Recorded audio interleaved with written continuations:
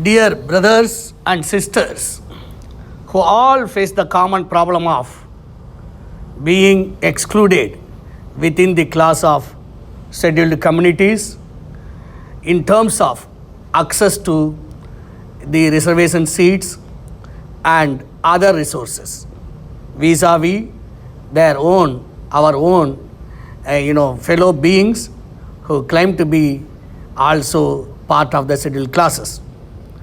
To all of you alone, I would like to address certain key issues that today bother us and which need urgently our application of intellect and mobilization of energy in this regard.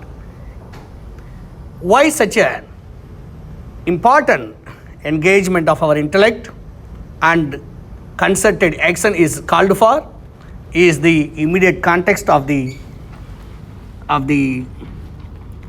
Honorable Supreme Court's judgment in the case of Civil Appeal number 2317 of 2011 in the matter of the state of Punjab and others versus Devendra Singh.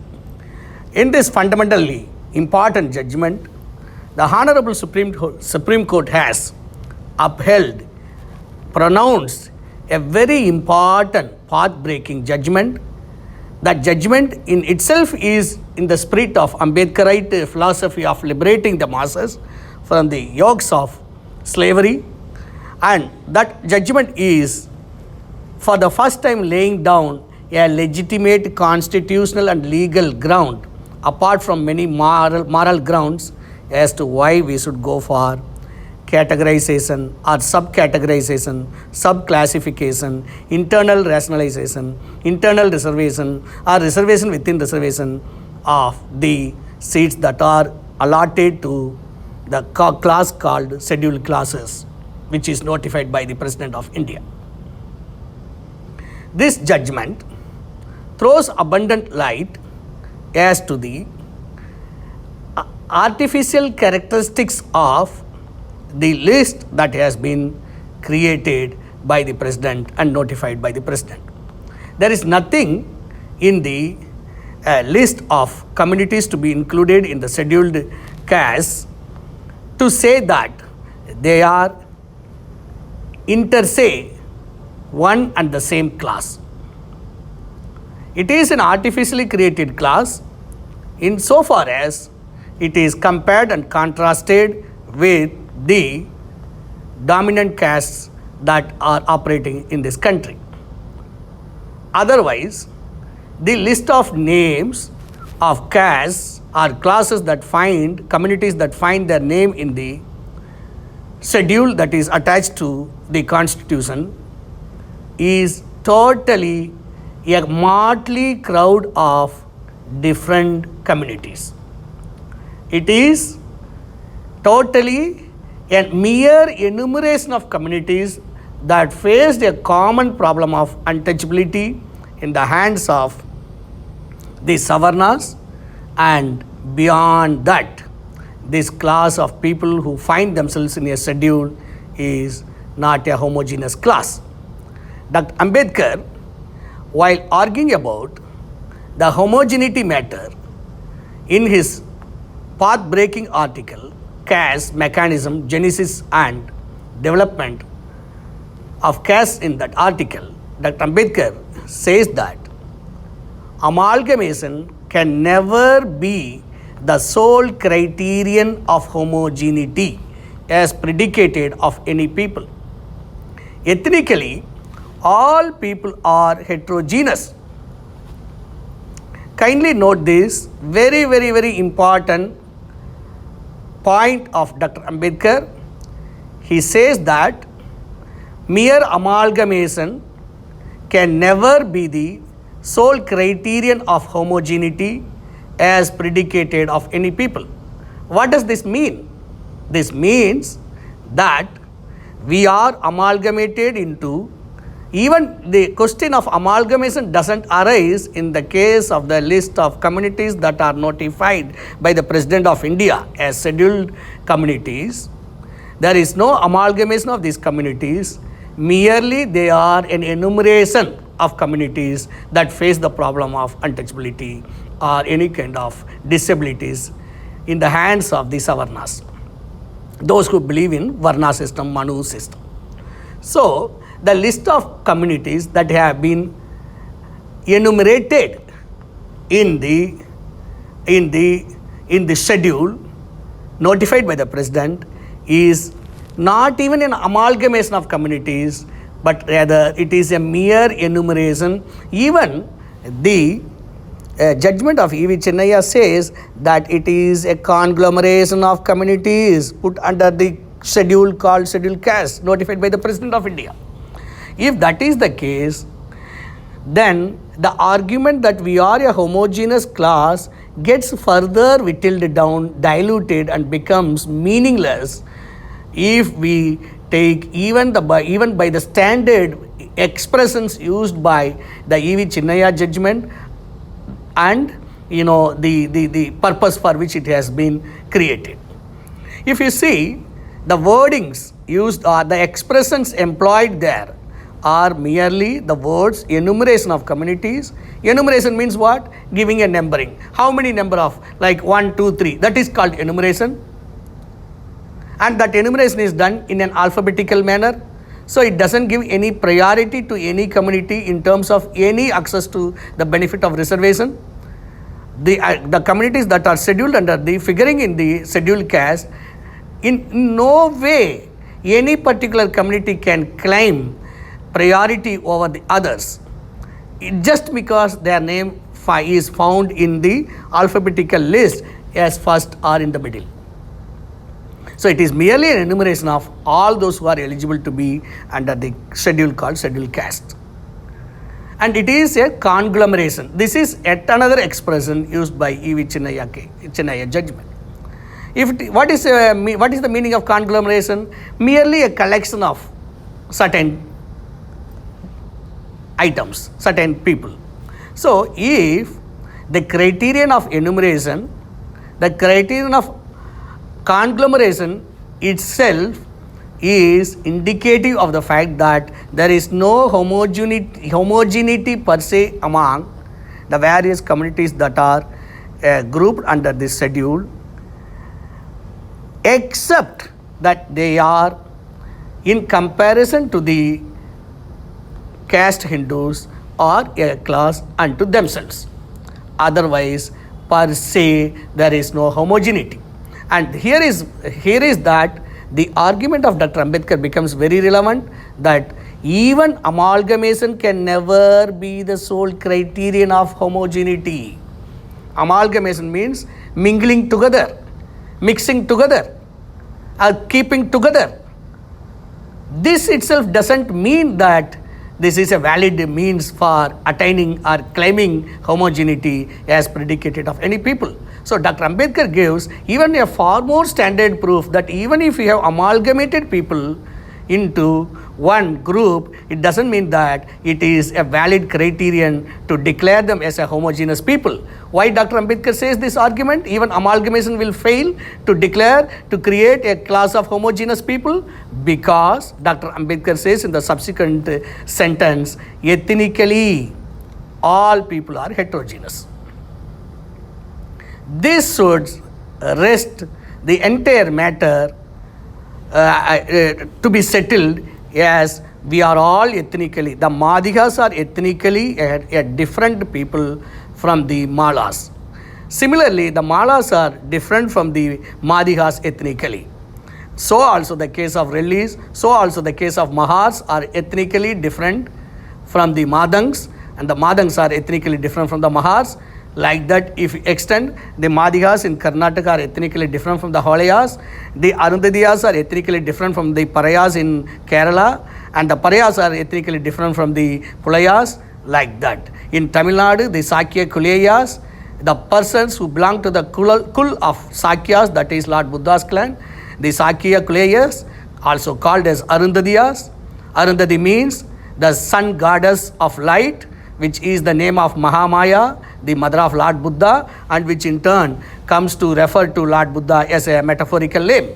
So if you see, the Arundadiyas are ethnically different from the Parayas and the Pallas, and the Namasudras are ethnically different from the Ravidasyas, and the Chamars are ethnically different from the Parsis and Paswans, and Majahi Sikhs. So if you see, we are all those who have been put under the scheduled caste list notified by the president. We are not a homogeneous class per se. We are, even though we are not amalgamated, we are merely enumerated in the list, we are merely conglomerated in the list, we have been clustered, grouped and placed under that list only as a homogeneous group insofar as we have a certain right to avail the reservation that is given under the Article 16.4 or 15.4, things like that. And that door is closed against the Savarnas or Manuvadis. To that extent alone, we are a homogeneous class, and a homogeneous class doesn't come into existence in the absence of a criteria against which it is homogeneous. All women are homogeneous, and that is homogeneous only when they are compared with the men as a class. That doesn't mean that all women are equal in terms of education, age, and their region and religion, things like that. But for the purpose of comparing and contrasting them with the gender called males, we can say all women are a homogeneous unit insofar as with reference to the males as a homogeneous class. And both it is an administrative, it is a legalistic, it is a logical category that we create, that whether a particular group of people to be called as homogeneous or not, for the purpose of comparing and contrasting it with other class of people. This doesn't mean that the people that we have created artificially through a deeming fiction is per se a kind of homogeneous class. No two women are same. Their age, education, their looks, their formation, their background, their attitude, everything is different. So also the case in the case of all the scheduled communities that figure in the list that is notified by the President of India. Therefore, my dear friends, the ethnological argument that has been put forth by Dr. Ambedkar to insist and to underline the point that we are not a homogeneous class has to be taken up as an important argument to put forth against the fallacy of fascistic fallacy of the dominant Dalit caste within the list of scheduled castes that are notified by the president, to say that we are all a homogeneous class. This pseudo-homogeneity, this pseudo-unity argument of all these Mahars, these Malas, Parayas, Pallas, Holiyas, Chamars, Namasudras, Pulayas and Parayas in Andhra Pradesh and Holiyas in Karnataka has to be exposed.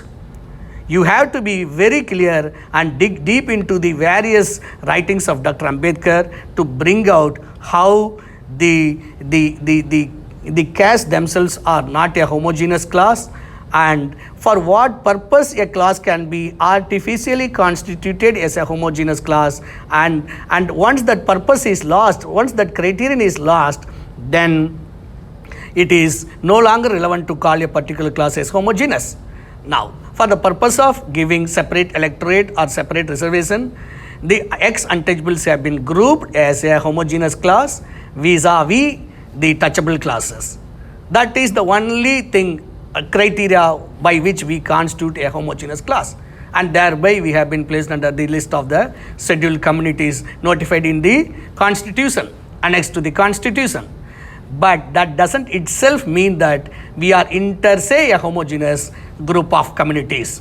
If that is the case, then the principle of reservation, which was the argument itself beautifully says, the Arun Mishra, Justice Arun Mishra led beautiful, that bench has given a wonderful judgment. It says that the original principle of reservation is to give a level playing field to the hitherto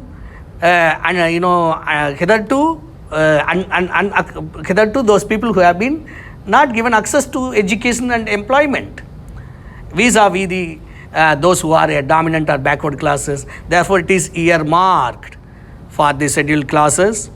That is why the reservation principle has come. This original principle of reservation, which was given to this number of classes which are enumerated in the list, has been now found empirically over this period, that as Krishna Iyer, Justice Krishna Iyer in N.M. Thomas case has clearly said in 1965, that a tiny elite minority among the Dalits have gobbled up the entire reservation seats available for the scheduled communities figuring in the list of scheduled castes. This argument, this insight, somehow we have not picked up in the year 1965 itself. If we could have seen that even though we are brothers and sisters, we have a separate stomach, and our brother eating a food doesn't mean that we will, our hunger will be satisfied. So we have failed and we got into this vortex of the false ideologies spun by these mahas, these malas, parayas and holiyas and pulayas and chamas, that we are all one, projecting us as victims in the light of vis-a-vis the other classes. These people have successfully eaten away all the fruits of reservation, and then they have not done anything to their own brethren and sisters in the same community. They have enjoyed the reservations and then they ditched their own communities. Even within the malas, what the IAS, IPS, UPSC member malas have done to those who have become UPSC members, those who have become secretaries, what they have done to their own brethren who are in the rural areas, they have not done. But merely emotively they have used this logic of Dalit unity and things like that, and they have given this long drawn, spun, ideological mess to digress us, to divert us from the material conflict that is at the heart of the issue of reservation. But from this Malajalam, from this false net, we have come out. We are now coming out and seeing that it is right time that we should seek for our own separate reservation of the seats that are allotted to us. Then the principle of reservation is not a permanent settlement. It is a dynamic settlement, and it will be rolling. It is a traveling concept of settlement. It will travel until it reaches to the individual who deserves most. But these people are making a false argument that reservation cannot be splitted further. Why? The individual is the unit of our constitution. Therefore, the principle of reservation is not a permanent settlement. It is not a Malavari settlement. It is not a Samarvari settlement. It is not a Maghalvari settlement. It is not a Paryavari settlement. It is not a Pulayavari settlement. It is a settlement which is meant for every community that is deprived and did not have an adequate representation or did not come out of their backwardness or the historically imposed disabilities.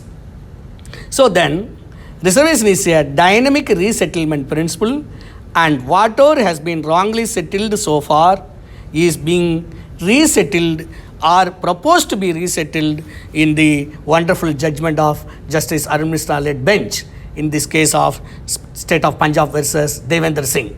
Therefore, my dear brothers, please pay keen interest to this vital argument so that we can popularize this idea, bring it on the trending of the human mind, in the global mind, among all of us, create consciousness, revolutionary consciousness as to your rights, so that the matter, when it comes up before the seven members led bench or something else, so that we can get justice, we can get the resources partitioned according to the proportion of our population and the degree of our backwardness. And in this, as Professor Sambayya Gundibada Garu has said in his article, we have to make a relevant criteria regarding gender, regarding the rural versus urban, and the first generation graduates or not, or like all these disabilities, All those things have to be factored in, and suitable weightages. As an ex-IAS officer, Ramayanjaneyulu has said, we have to formulate certain things and we have to carry forward this revolutionary idea of justice that has been proposed by Dr. Sambaya Gundivadagaru in his vital article, to which I have drawn your attention.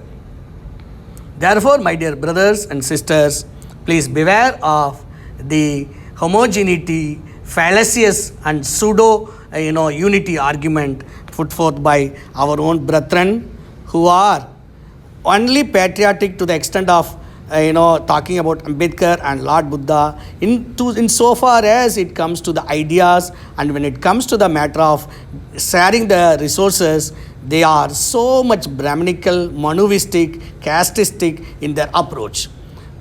It is like Dr. Ambedkar said, when it comes to the matter of money, patriotism vanishes. The so-called Dalit unity vanishes the moment the question of sub-categorization, sub-classification and internal redistribution comes. And none of these thousands of WhatsApp groups, TikTok groups, Telegram groups are there. They are, across the country and globe, they are all talking in various, public forums.